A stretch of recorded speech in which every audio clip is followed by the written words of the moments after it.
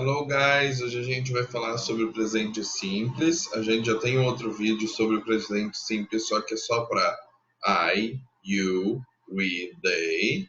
E hoje a gente vai falar sobre o presente simples para he, she, it, que é a terceira pessoa, tá? Por que a gente tem os vídeos separados? Porque cada um segue um auxiliar diferente, com uma regrinha diferente, tá? Para I, you e they a gente não tem mudança no verbo, e daí para resheet a gente tem. Então, tá num vídeo separado aqui. Então, a primeira coisa que a gente tem que saber é que toda vez que eu for usar he, she, it no presente, né, o verbo vai ter uma alteração. Que alteração é essa? O verbo pode ganhar um S, ES ou IES ao final dele, dependendo de uma regrinha que eu já vou passar para vocês, mas quem quiser ir acompanhando na apostila também, está na página 6, presente simples, página 6, certo? Então a gente tem essa regrinha, eu vou mostrar como é, mas muita gente aprende durante o estudo do inglês como que cada palavra muda. Tem gente que gosta de decorar a regra, tem gente que gosta de aprender como cada palavra muda. Daí fica com vocês, tá? O melhor jeito para vocês. Então eu tenho aqui uns exemplos. Eu tenho uma frase com I para vocês verem que o verbo não muda. Ó, é o verbo que a gente já conhece. Então I love to eat pasta. Eu amo comer macarrão. I love to eat pasta. Vocês viram que o verbo love não tem nada adicionado nele ali. É o love como a gente já conhece.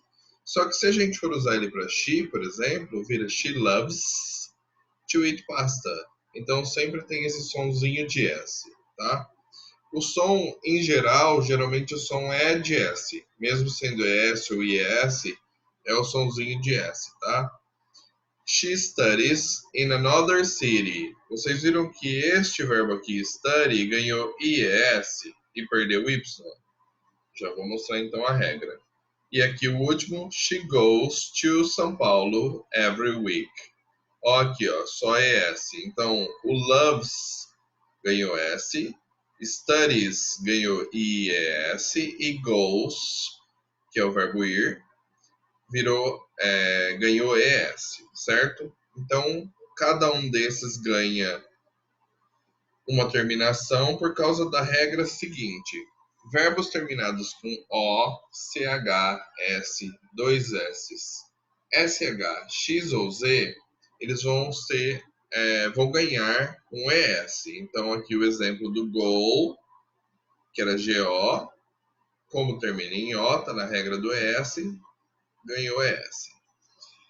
Se o verbo for terminado em Y, e esse Y é precedido de consoante, ele vai ganhar só o Szinho.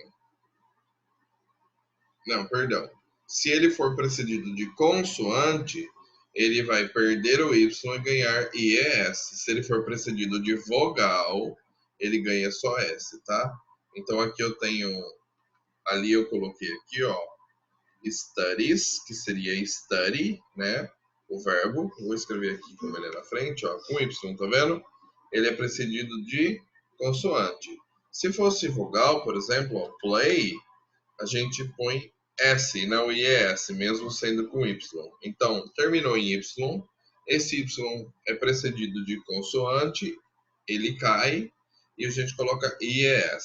Se ele for precedido de vogal, a gente acrescenta só S. E daí, então, vem a regrinha do S.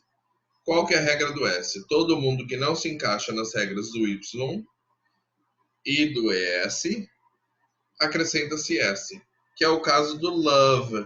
Love não termina em Y, não termina em O, CH, S, SS, SH, X ou Z. Então a gente acrescenta só um S para ter o sonzinho. Então vira loves, tá? Só que tudo isso só vai acontecer na afirmativa. E isso acontece em outras gramáticas também. Então quando a gente fala na afirmativa, vai haver essa troca aqui do verbo que a gente já conhecia para um verbo acrescido S, S ou IS. Só que se eu tiver uma interrogativa ou uma negativa, eu não vou precisar mudar o verbo.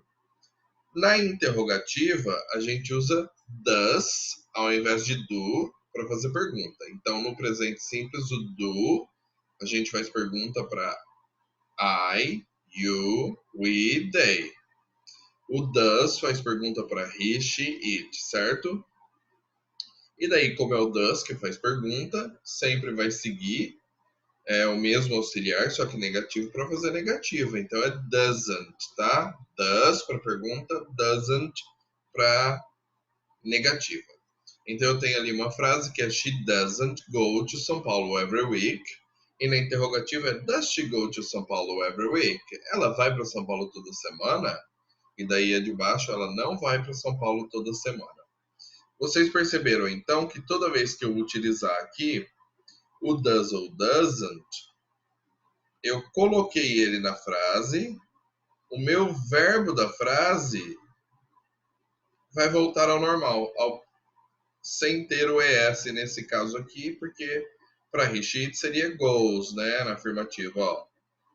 Pois doesn't, ele volta ao normal para go, pois does, volta ao normal para go. Isso acontece com qualquer outro verbo. Todo verbo, então, que teve a mudança, vai ter mudança somente na afirmativa. Na negativa e na interrogativa, o does faz interrogativa, o doesn't faz negativa e o verbo volta ao normal, certo? Qualquer dúvida, mandem para mim lá no WhatsApp ou deixem um comentário no Google Classroom. E se vocês quiserem, vocês podem ouvir as frases que são de fixação lá no SoundCloud.